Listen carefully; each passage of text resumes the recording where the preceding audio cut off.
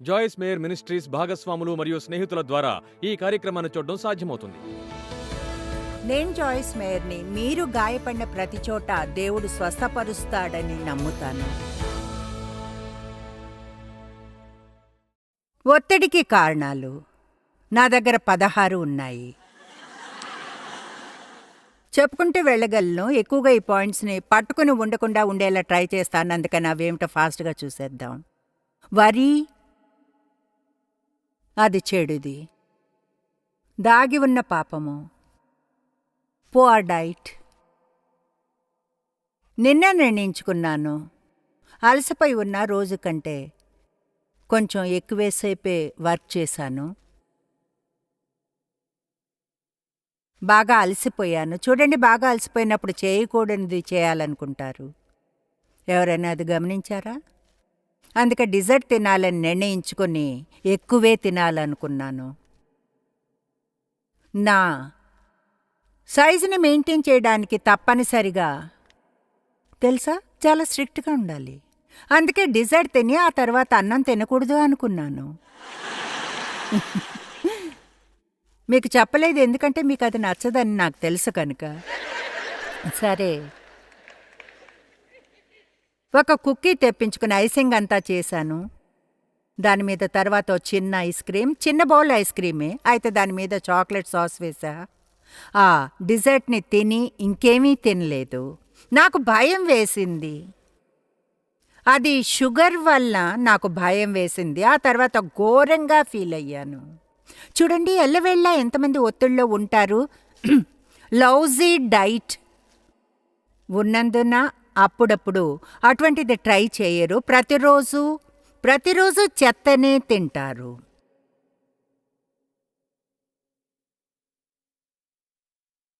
Bye, మీకు మంచి church ఉంది, వారికి దేంతోనూ సమస్య లేదు.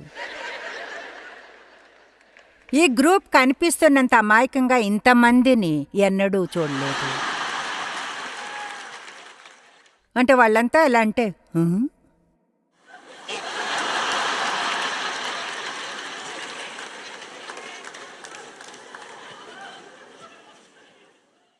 ఎంతమంది కావాల్సినంతగా నిద్రపోరు?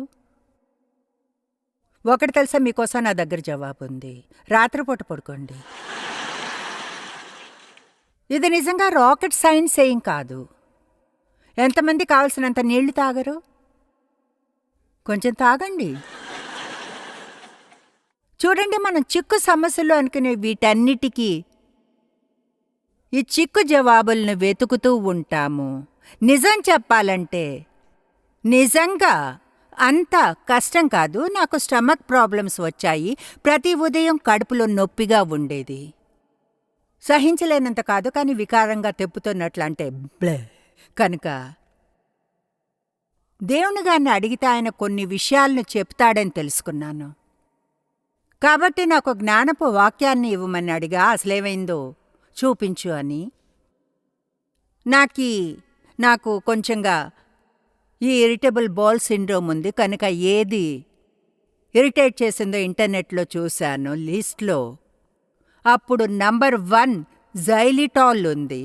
నేను ఈ మింట్స్ని తిన్నా, బహుశా ప్రతిరోజు 1.5 ప్యాకెట్లు.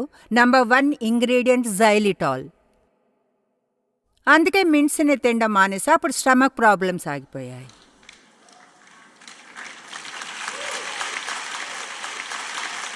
కనుక కొంతమంది, అందరూ కాదు కానీ కొంతమంది చెడుగా ఫీల్ అవుతారు. ఒత్తిడి కూడా. చూడండి, మీకు ఒత్తిడిని కలిగించే వాటిల్లో ఒకటి దేవుడు చేయడానికి అభిషేకించినవి చేయడమే.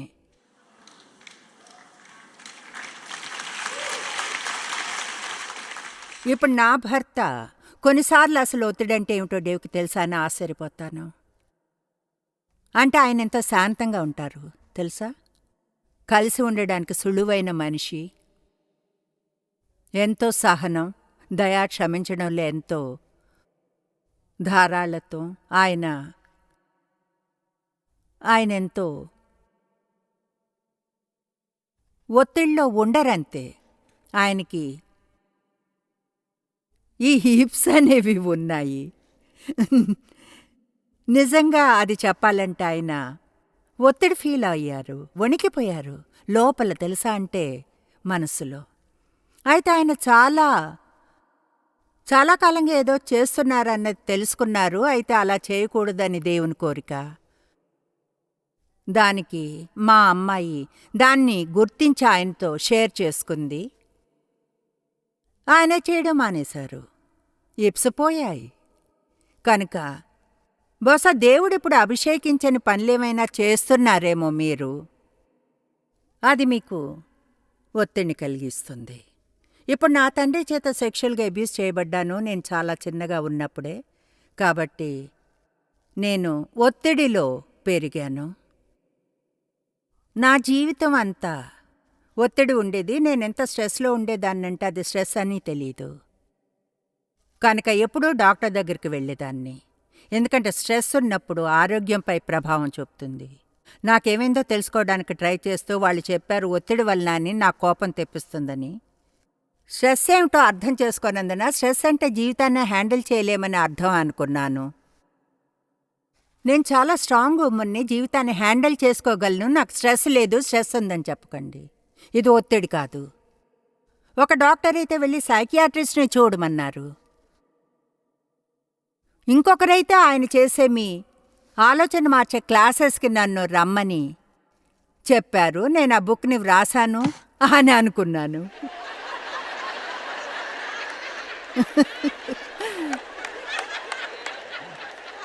నీ మనసులో యుద్ధం జరుగుతుంది అన్నాడు. ఆ పుస్తకం యొక్క 6 మిలియన్ల కాపీలను అమ్మాను అనుకున్నాను.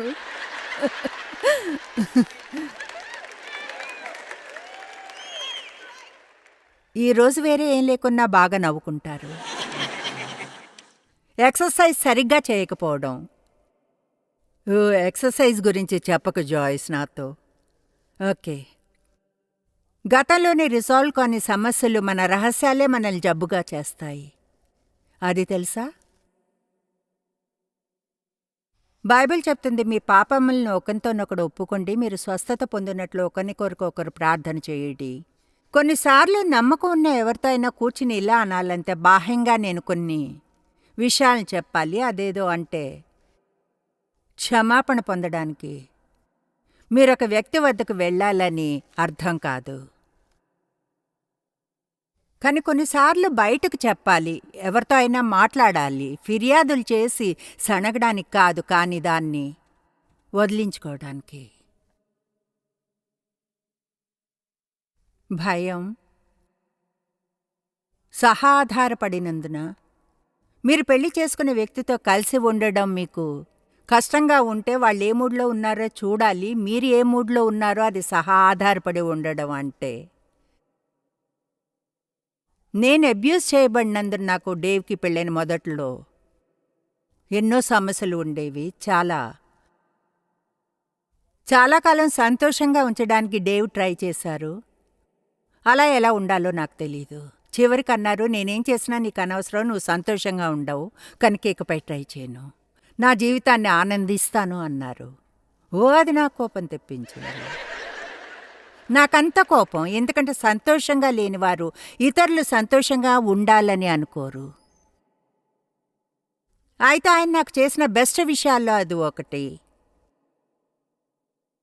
ఆయన నా మీద ఆధారపడలేదు. నా మూడు ఆయన మూడుని పాడు చేయనివ్వలేదు. నాకున్న ఆనందం లోపం ఆయనకు ఆనందం లేకుండా చేయనివ్వలేదు. మీకు తెలుసా, నాకు చెప్పాలనుకునే విషయాలన్నిటిలోకి వెళ్ళడానికి నాకు టైం లేదు, ఎందుకంటే వాటిని నేర్చుకోవడానికి జీవితకాలం పట్టింది నాకు. అయితే మీరు కానీ ఎవరితో అయినా సంబంధంలో ఉంటే అది నిజంగా మంచి ఫ్రెండ్ అయినా, లేక పేరెంట్, లేదా స్పౌస్, లేదా అసంతోషంగా ఉండాలని నిర్ణయించుకున్న బిడ్డైనా మీ ఆనందాన్ని వాళ్ళు పాడు చేయనీయకండి, ఎందుకంటే అలా చేసి వారికి హెల్ప్ చేయడం లేదు.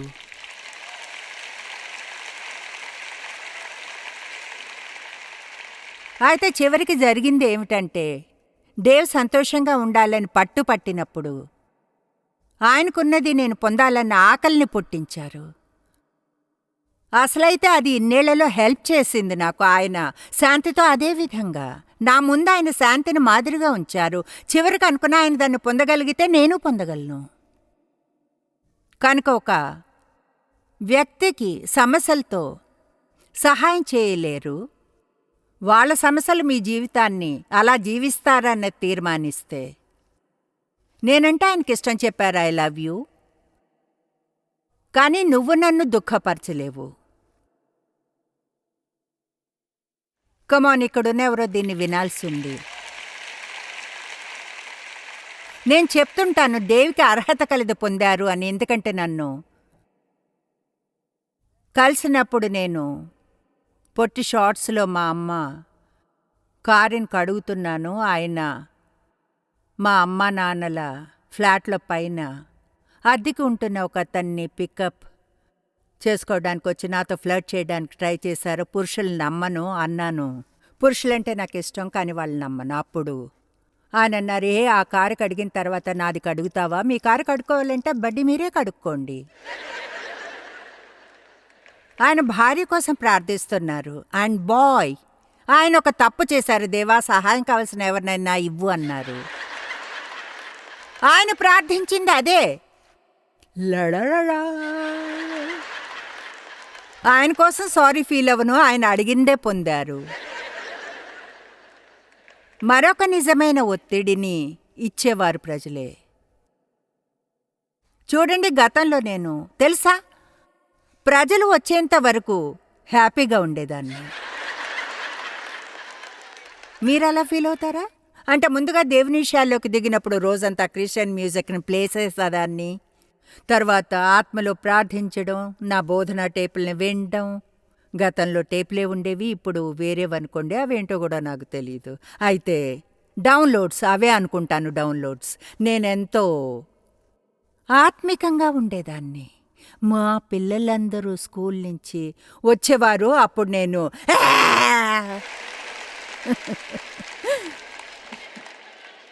మన చుట్టూ ఎవరూ లేనప్పుడు శాంతంగా ఉండడం ఈజీనే. జబ్బు మీకెంతో ఒత్తిడిని కలిగిస్తుంది. కేవలం పరిస్థితులు, ఈనాటి ప్రపంచంలోని ప్రతికూలత అంతా. అద్దెగీత ఏమిటంటే, శాంతి కావాలనుకుంటే, నిజంగా శాంతిని కోరుకుంటే, నిజంగా 1 పేతురు 3:11 మీకు సమాధానము కావాలంటే దాన్ని వెదకి వెంటాడవలను. వెదకి అంటే మీ పూర్ణ బలంతో దాన్ని వేటాడవటం. వెంటాడటము, వెదకడం, వెంటాడడం. పండిన ఫలం చెట్టు మీద నుంచి రాలినట్టుగా అది మీ మీద పడిపోదు. దాన్ని కోరుకుంటే మీరు మారడానికి సిద్ధంగా ఉండాలి. ఎవరైనా కేవలం శాంతి కొరకు మీరు మార్చుకోవాల్సింది ఏదైనా ఉంటే మార్చుకోవడానికి సిద్ధంగా ఉన్నారా? ఓకే, దేవుడు మీ చేతులను చూశాడు, రెడీగా ఉండండి. యాంప్లిఫైడ్ చెప్తుంది, 1 పేతురు 3:11 చెప్తుంది, మీరు జీవితాన్ని ఆనందించి మంచి రోజులు కావాలనుకుంటే మంచివి స్పష్టంగా ఉన్నా లేకున్నా కీడు నుండి తొలగి మేలు చేసి సమాధానమును వెదకవలను. యాంప్లిఫైడ్ చెప్తుంది, ఆత్రంగా వెదకుడి. దేవునితో సమాధానకరమైన సంబంధాలను మాత్రమే కోరుకోకండి, సహచరులతోనూ మీతోనూ, కానీ వెదకి వెంటాడవలెను. కనుక ఇతరులతో శాంతంగా ఉండలేరు, లేదా పరిస్థితులతో కూడా. ఒకవేళ మీతో మీకు శాంతి లేకుంటే, మన సమస్యలు ఎక్కువగా వచ్చేది అక్కడ నుంచే. చాలామందికి వారంటే వారికి ఇష్టం ఉండదు. నేనలా ఉండేదాన్ని కనుక నాకు తెలుసు. నేను బోధనను వినడం మొదలుపెట్టినప్పుడు, ఒకరినొకరు ఎలా ప్రేమించుకోవాలో విన్నప్పుడు, ప్రజలను ప్రేమించాలనుకున్నా కానీ చేయలేకపోయాను. సమస్య ఏమిటో తెలియదు. దేవుడు బోధించాడు, నిన్ను నీవు ప్రేమించుకోలేవు కనుక ఎవరిని ప్రేమించలేవు. మీలో ప్రేమగాని లేకుంటే దాన్ని మీరు ఇవ్వలేరు. మీకు లేని దేన్నైనా ఎవరికి ఇవ్వలేరు. తిరిగి జన్మించినప్పుడు పరిశుద్ధాత్మ చేత మన హృదయంలో ప్రేమ పందిరి వేస్తుంది కనుక మనలో ప్రేమ ఉంటుంది. అయితే మిమ్మల్ని మీరు ప్రేమించుకోకుంటే ఆ ప్రేమను పొందడం లేదు. మీతో ప్రేమలో ఉండడం గురించి కాదు, స్వార్థమైన స్వయం కేంద్రితమైనది దేవుడు ఎలా సృష్టించాడో ఆ మీతో మీరు ప్రేమలో పడడం గురించి. ఆమేన్. మిమ్మల్ని మీరు ప్రేమించడం మొదలు పెడితే, మీతో మీకు శాంతి ఉంటే, ఇతరుల్ని ప్రేమించడం, వారితో శాంతిగా ఉండడం ఎంత ఈజీనో ఆశ్చర్యపోతారు. మన సమస్యలు హోమ్ బేస్ వద్దే మొదలవుతాయి. ఆమేన్. నా శాంతిని దొంగిలించే విషయాల మీద గమనం ఉంచడం మొదలుపెట్టాను. మీరు అలా చేయాలి. మరింత శాంతి కావాలంటే ఏం అప్సెట్ చేస్తుందో చూడండి. ఏం అప్సెట్ చేస్తుంది? మీ శాంతిని కోల్పోయే స్థితికి ఏది తీసుకుని వస్తుంది? నేను ఎక్కువగా త్వరపడితే మంచిగా చేయలేను కనుక కొంచెం ఎక్కువ సమయం ఇవ్వడం నేర్చుకున్నాను. ఒత్తిడిలో ఉండడం నాకిష్టం ఉండదు. ఇలా ఫీల్ అవడం నాకిష్టం ఉండదు. నేను 3 రోజుల్లో బోధించాలి, సందేశాలు రెడీ కాలేదు కనుక అలాంటి విషయాల్లో చాలా ముందుంటాను. కాబట్టి ఉదయాన బయటికి వెళ్ళేప్పుడు ఒత్తిడికి లోనవుతుంటే రాత్రి కొంచెం త్వరగా నిద్రపోయి ఉదయాన కొంచెం త్వరగా లేవండి. ఉదయాన్నే హెల్ప్ అయ్యే పనులు ఈ రాత్రే చేసి పెట్టుకోండి. అప్పుడు ఎక్కువ టైం ఉంటుంది. పాస్టర్ మీకు చూపించిన బుక్ ఫిలిప్పీ 4:6-7 మీద ఆధారపడి ఉంది. చింత అంతటికీ అది జవాబు. ఒక వచనంలో పూర్తి జవాబా అనవచ్చు. అవును. దేన్ని గూర్చి చింతపడకుడి, కాని ప్రతి విషయములోనూ ప్రార్థనా విజ్ఞాపనముల చేత కృతజ్ఞతాపూర్వకముగా. ఎంత కృతజ్ఞతగా ఉంటే అంత తక్కువ చింత ఉంటుంది. ఎందుకంటే మీకున్న దానికి ఎక్కువ కృతజ్ఞతలు, లేని దాని గురించి తక్కువ అప్సెట్ అవుతారు. ఆమేన్.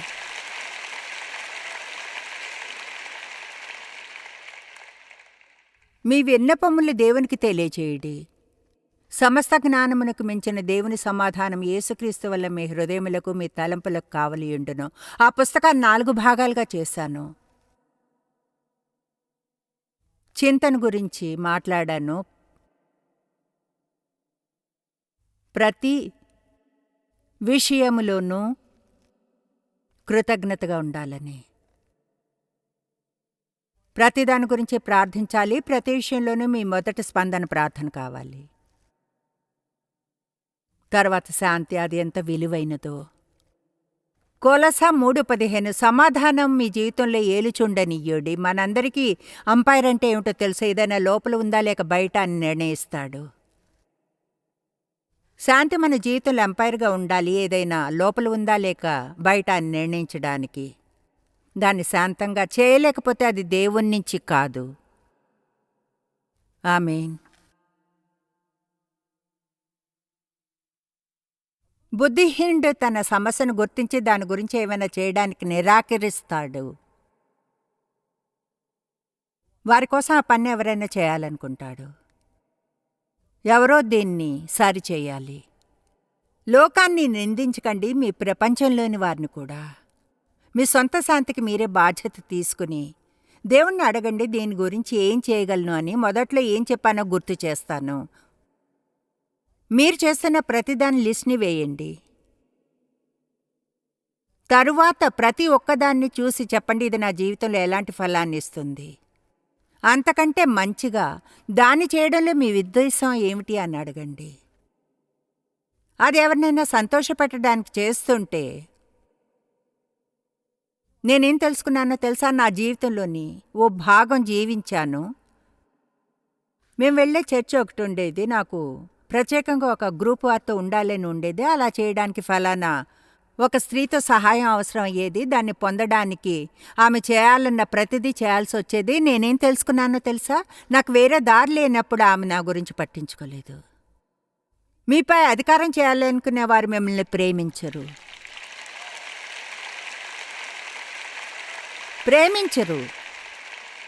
మిమ్మల్ని ప్రేమించేవారు వారితో ఇలా అంటే, మీరు నన్ను చేయమన్నది నేను చేయగలను, కానీ ఇప్పుడు చేయలేను. ఇప్పుడు నాకే ఎంతో ఉంది చేయడానికి, లేదా అది చేయడం వల్ల నాకు శాంతి ఉండదు. మిమ్మల్ని ప్రేమిస్తే వాళ్ళ మాటకు గౌరవాన్ని ఇచ్చి అనాలి. మంచిగా ఫీల్ కాంది ఏది చేయమని చెప్పను. వారిని సంతోషంగా ఉంచడం లేనందున కోపంగా ఉండకండి. మీరు దేవునికి లోబడి ఆయన్ని ప్రేమించడానికి ఉన్నారు. భూమి మీద అందరినీ సంతోషపెట్టడానికి కాదు. దేవుని ప్రీతిపరిచేవారుగా ఉండి ప్రజల్ని ప్రీతిపరచలేరు. రెంట్లో ఏదో ఒకటై ఉండగలరు.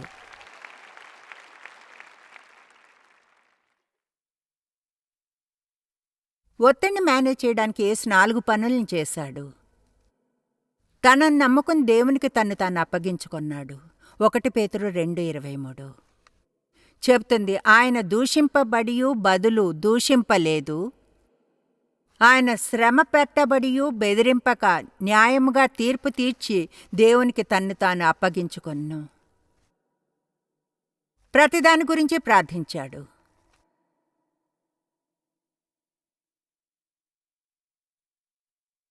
జనసమూహానికి దూరంగా వెళ్ళి ప్రార్థించాడు. ఆయన ఎక్కువ ఒత్తిడిగా ఫీల్ అయి వారికి దూరంగా వెళ్ళి ప్రార్థించేవాడేమో. ఎన్నోసార్లు బైబిల్లో యేసు అలా చేయడం చూస్తాం. నాకు అది ఇష్టం. ఎప్పుడు మౌనంగా ఉండాలో తెలుసు ఆయనకు.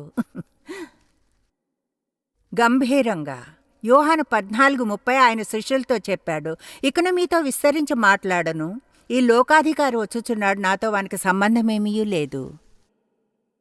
ఆయనకు తెలుసు యెరూషలేమునకు వెళ్లే సమయం సమీపమైందని, శ్రమపడ్డానికి. స్పష్టంగా ఆయనకు తెలుసు తప్పైంది చెప్పడానికి మంచి సమయం కాదదని. ఒత్తిడిలో ఉన్నప్పుడు ఇలా ఒక నిర్ణయం తీసుకోవడానికి మంచి సమయం, నేను మౌనంగా ఉంటాను. కొన్ని రోజులు నిజంగా మంచిగా ఫీల్ కాకుంటే లేదా ఏదైనా డేవ్కి చెబుతాను, ఈరోజు మంచిగా ఫీల్ కావడం లేదు, కొంచెంసేపు మౌనంగా ఉంటా. ఆయన నిజంగా సంతోషిస్తారు. ఆయన అంటారు, అవును అలానే చెయ్యి. ప్రధాన యాజకులను పెద్దలను ఆయన మీద నేరం మోపినప్పుడు ఆయన ప్రత్యుత్తరం ఇయ్యలేదు. ఎందుకంటే ఆయన మనసు ఆయనకు తెలుసు. ఆయన మంచివాడని వారిని ఒప్పించడానికి ట్రై చేయనవసరం లేదు. పిలాతు అడిగాడు, నీ మీద వీరెన్ని నేరములు మోపుచున్నారో వినలేదా అని. అయితే యేసు మరొకసారి ఒక మాటకైనా అతనికి ఉత్తరమియ్యలేదు. దేవుడు నాకు అది నేర్పించాడు. నువ్వు రైట్ అని ప్రజలకు నిరూపించక్కర్లేదు, నీవు నిరూపించవలసి వస్తే నేనే చూసుకుంటాను అని. ఆమేన్. చివరిగా యేసు చేసింది ఆయన ఎప్పుడూ క్షమించాడు. ఎల్లప్పుడూ పేతురును క్షమించాడు. శిలువ మీద ప్రార్థించాడు, తండ్రి వీరేం చేస్తున్నారో వీరికి తెలియదు, క్షమించుము.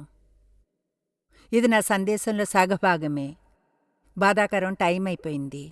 అంటే ఇంకా చాలా ఉంది. మీకు కావాల్సింది పొందారా? ఓకే వినండి. అందరూ లేచి నిల్చోండి, అందరం కలిసి ప్రార్థన చేద్దాం. యేసు తెలియకుండా ఎవరు ఈరోజు ఇక్కడి నుంచి వెళ్ళకూడదు కనుక దీన్ని కొంచెం వేరుగా చేద్దాం. అందరం కలిసి ప్రార్థనను చేద్దాము. తర్వాత ఎవరైనా క్రీస్తుని స్వీకరించని వారుంటే రెడీ అవ్వండి. ప్రార్థన చేద్దాం. తండ్రి దేవా, ఐ లవ్ యూ.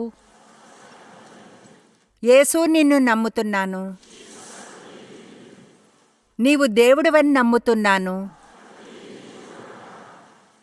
దేవుని కుమారుడువని, నా కోసం మరణించావని నమ్ముతున్నాను. నా పాపానికి వెల చెల్లించావని, నా నేరాన్ని తీసుకుని నన్ను విడుదల చేశావు, పాపాలను క్షమించావు. నీకోసం జీవించడానికి సహాయం చేయి. యేసు, నిన్ను స్వీకరిస్తున్నాను. నా జీవితాన్ని నీకు సమర్పిస్తున్నాను. రక్షణ పొందానని నమ్ముతున్నాను. ఇది నూతన ఆరంభం. నేను నీకోసం జీవిస్తాను. దానికి సహాయం చేయి. ఆమేన్. ప్రోగ్రామ్ని చూసినందుకు థ్యాంక్ యూ.